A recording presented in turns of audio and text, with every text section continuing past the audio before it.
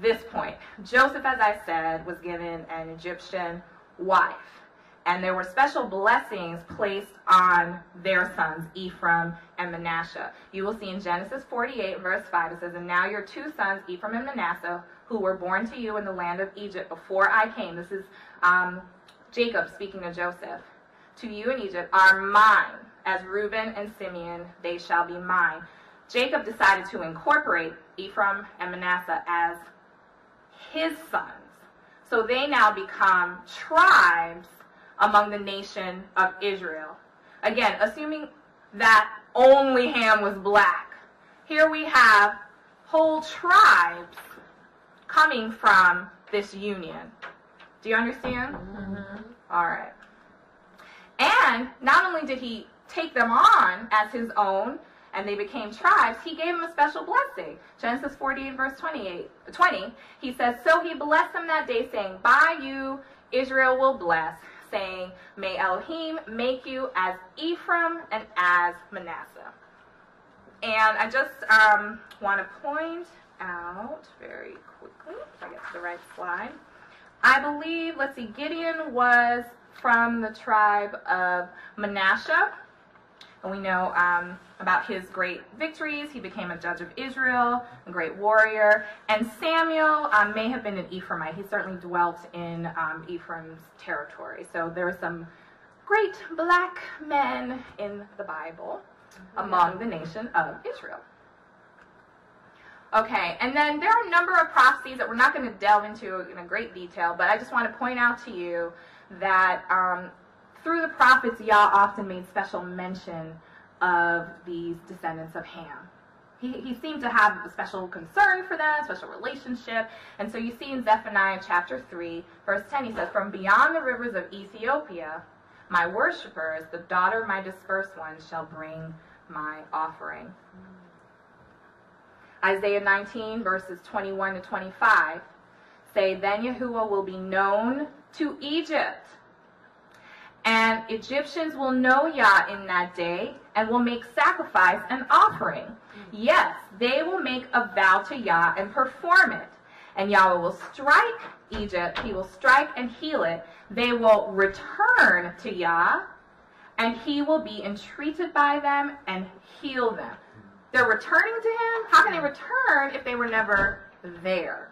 Again, there is a special relationship there. And this is one of my favorites. This is just continuing Isaiah 21. It says, "In that day there will be a highway from Egypt to Assyria, and the Assyrians will come into Egypt, and the Egyptian into Assyria. And the Egyptians will serve the Assyrians. In that day Israel will be one of three with Egypt and Assyria. A blessing in the midst of the land, whom Yah of hosts shall bless, saying, Blessed is Egypt, my people, and Assyria, the work of my hands, and Israel, my inheritance."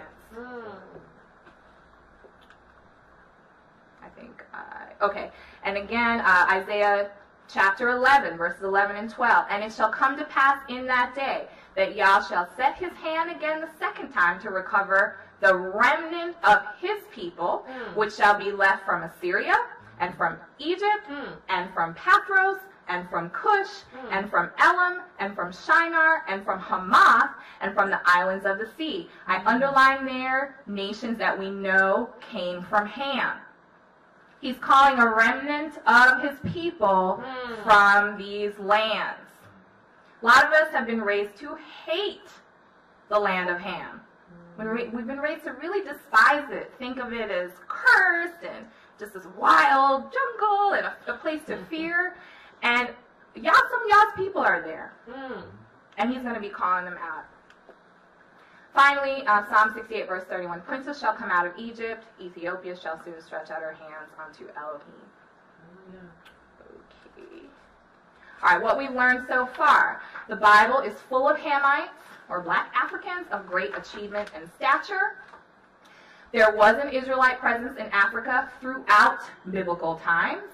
At the very least, many Israelites were black due to the mixing of Shem and Ham's descendants. And the Most High desired the worship of Hamites and made special mention of them in prophecy. We're going to transition in just one moment. So we talked a lot about Ham and his people, but guess what? Not all blacks are Hamites. In fact, the Zondervan Bible Dictionary defines Ham as progenitor of the dark races, not the Negroes, but the Egyptians, Ethiopians, Libyans, and Canaanites. Dark races, but not the Negroes. Right. Who are the Negroes? We know who the Negroes are.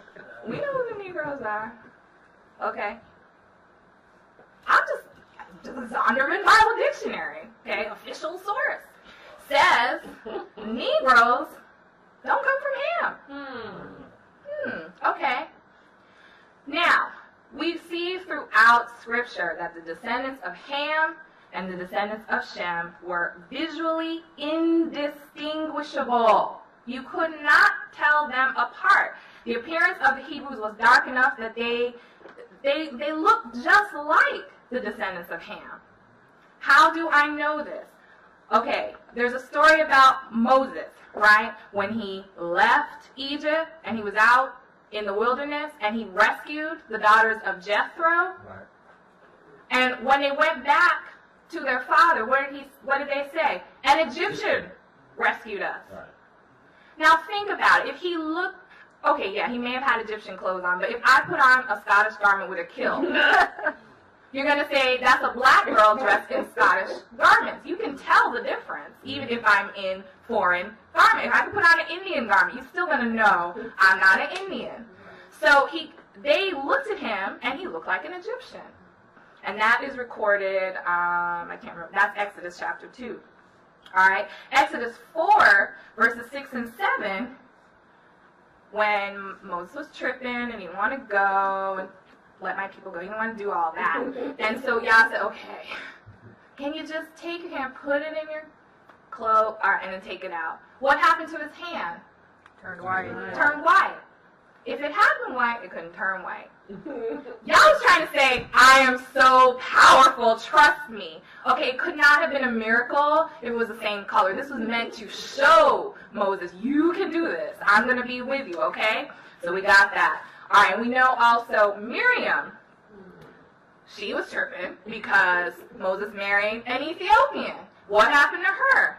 She also was turned white. How could she have been turned white? As a punishment? That doesn't make sense. If she was already that color, it does not make sense. I'm just pointing out the obvious. Numbers 12, verse 10. All right. Now, Joseph also, in Genesis 50, he wasn't even recognized by his brothers. His own flesh and blood thought he was an Egyptian. It couldn't have just been the clothes people.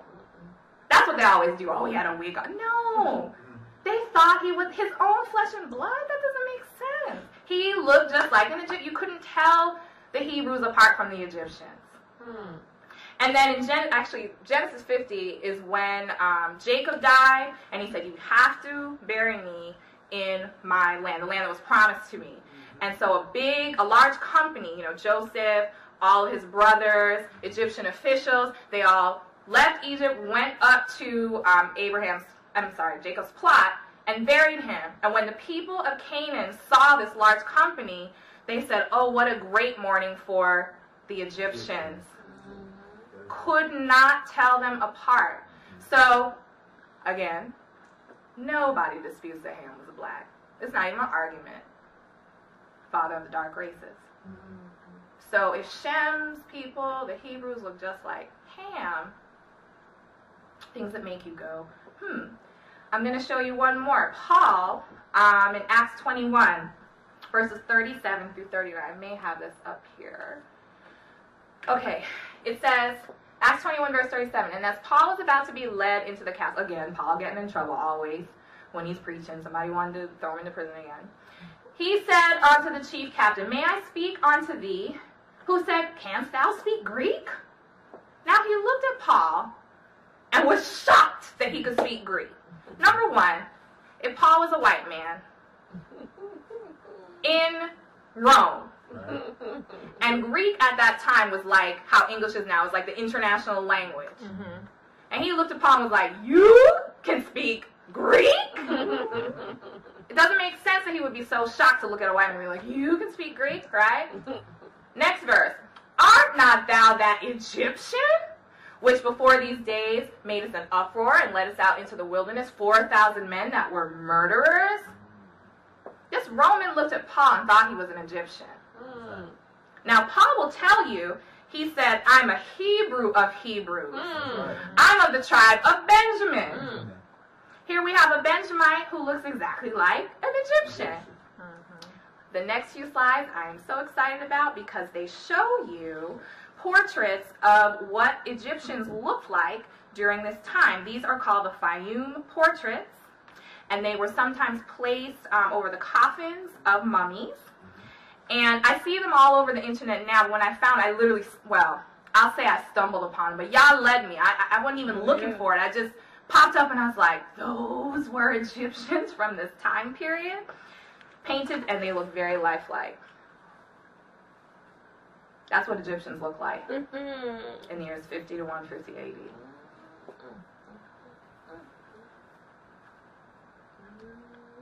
Mind you, these are Egyptians in this time after the Roman Empire had been in there. There's a lot of mixture, and yet, look at their appearance, even at this time. That looks like some of your cousins, does it not? Art not thou that Egyptian? That's what Paul looked like, of the tribe of Benjamin, a Hebrew of Hebrews. You said he had the Jericho. Okay, so again, I'm just going to wrap this portion up. Negroes, Black Americans, Jamaicans, Haitians, whatever you want to call them, are not Hamites according to the Zondervan Bible Dictionary. The descendants of Ham and Shem from various tribes looked exactly alike. Why can I say that? Because Joseph fathered Manasseh and Ephraim. They look like Egyptians. Moses was from the tribe of Levi. He looked like an Egyptian. And Paul was of the tribe of Benjamin, and he looked like an Egyptian. So various tribes looked like Egyptians. They were not distinguishable. And so from this we can conclude that some blacks are direct descendants of Shem and the nation of Israel. Okay? So the question that we have to ask ourselves, if some blacks are from the line of Shem, who is Israel? Who is Israel? Where are the Israelites today? Where can we find these dark-skinned descendants of Shem? Okay. They ain't here today. To answer this question, I want to take a step back first and ask the question, who was Israel meant to be? Before we figure out who Israel is, let's talk about who Israel was supposed to be. Okay? Exodus 19 and verse 3 through 5 says, And Moses went up to Elohim, and Yah called to him from the mountain, saying, Thus you shall say to the house of Jacob, and tell the children of Israel, You have seen what I did to the Egyptians, and how I bore you on eagle's wings, and brought you to myself. Now therefore, if you will indeed obey my voice, and keep my covenant, then you shall be a special treasure to me above all people. For all the earth is mine, and you shall be to me a kingdom of priests and a holy nation.